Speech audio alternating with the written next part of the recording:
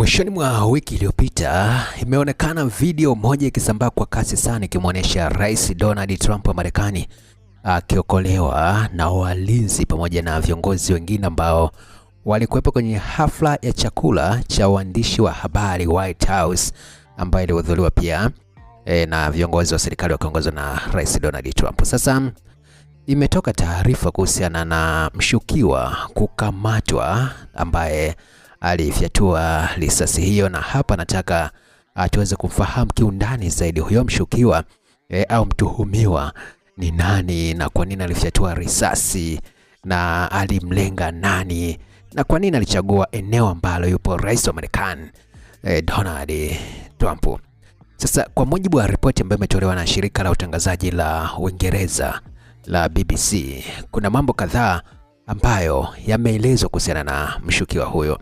Mtu aliyekamatwa na polisi baada ya ufyatuaji wa risasi kwenye hoteli ambayo ilikuwa ikiandaliwa chakula na cha waandishi wa habari wa White House. Sasa ametambuliwa rasmi. Mshukiwa anaitwa Cole Thomas Allen, ana umri wa miaka 31, anatoka katika eneo moja linaitwa Tolerance, kitongoji cha kusini magharibi mwa Los Angeles, California, baada ya kuzuiliwa na maafisa wa usalama ndani ya hoteli ya Washington Hilton ambako tukio hilo lilikuwa likifanyika. Aliambia mamlaka kwamba alitaka kuwapiga risasi maafisa wa utawala wa Trump, vyanzo viliambia shirika la CBS. Kwa mujibu wa CBS ni kwamba katika tukio hilo zilifyatuliwa risasi zaidi ya 5. Video ya kamera ya usalama iliyotolewa na Rais Trump inaonyesha mtu akiwatoroka maafisa wa usalama kisha wakageuka na kumfukuza.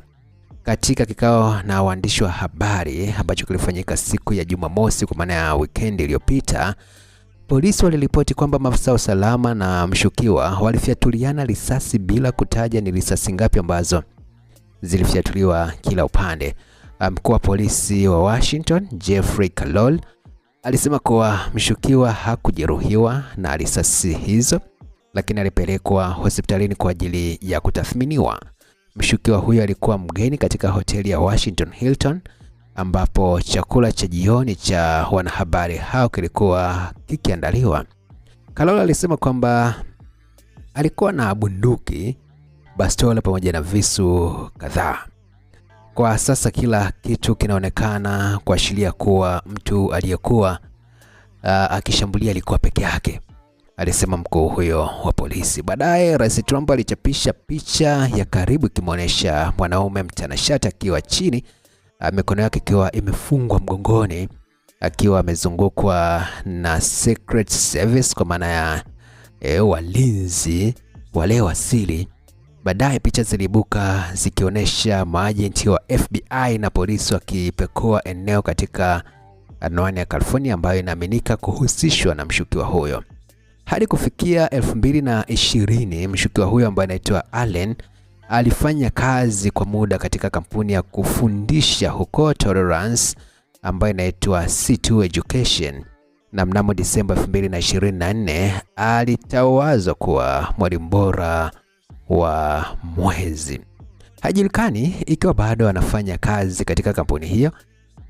Wilaya ya shule ya Tolerance Unified iliambia CBS kwamba Allen hajawahi kuajiriwa na wilaya yao. Rekodi za wapiga kura wa kaunti ya Los Angeles zinaonekana kuashiria kuwa hakuwa na upendeleo wa chama ambacho kimesajiliwa, kwa maana ya chama cha, japokuwa wengine anasema kwamba huyu jamani Democratic ndio maana ameenda kumshambulia Rais Donald Trump ambaye ni Republican na vitu kama hivyo, lakini mwisho wa siku inaelezwa kwamba hakuwa na upendeleo wa mambo ya vyama, hakuwa na upendeleo sana.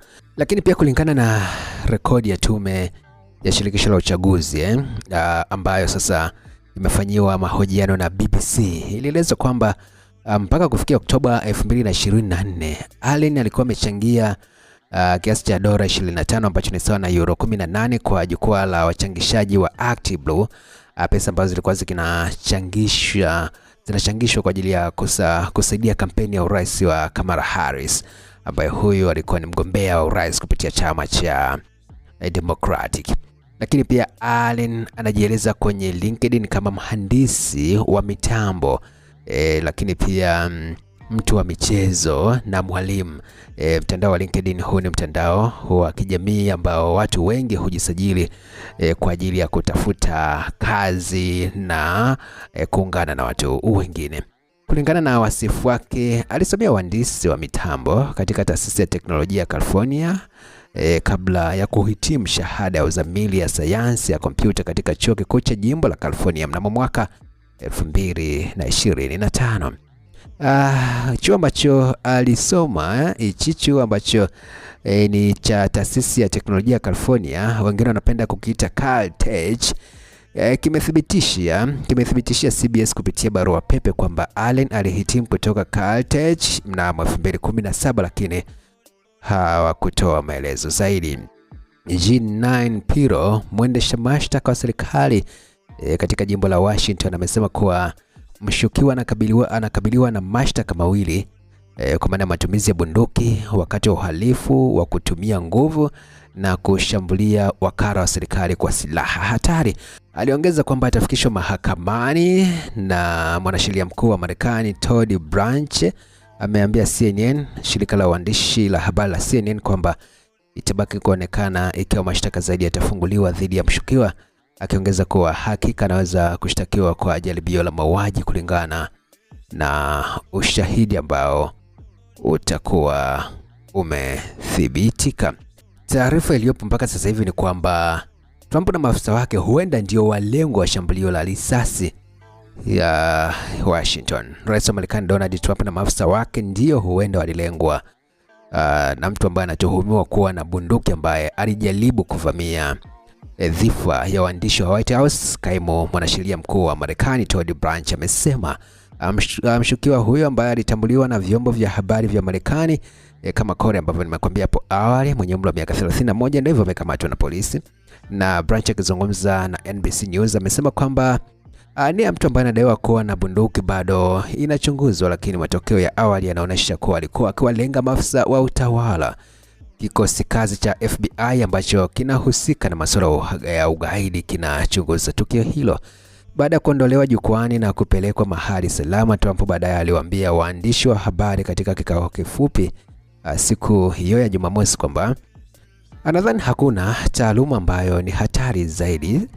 Katika taarifa ambayo alitoa pia ikulu ya White House, alisema kwamba White House ilisema kwamba Trump yuko imara baada ya kunusurika pamoja na wajumbe wa baraza la mawaziri baada ya kuwa amenusurika kwenye jaribio la mauaji. Lakini pia rais wa chama cha waandishi wa habari wa ikulu ya White House, Wei Jiang, alitaja shambulio hilo kuwa ni la kutisha. Yote kwa yote, nipe maoni yako hapo na mimi nitasoma na mambo yote yatakwenda vizuri zaidi.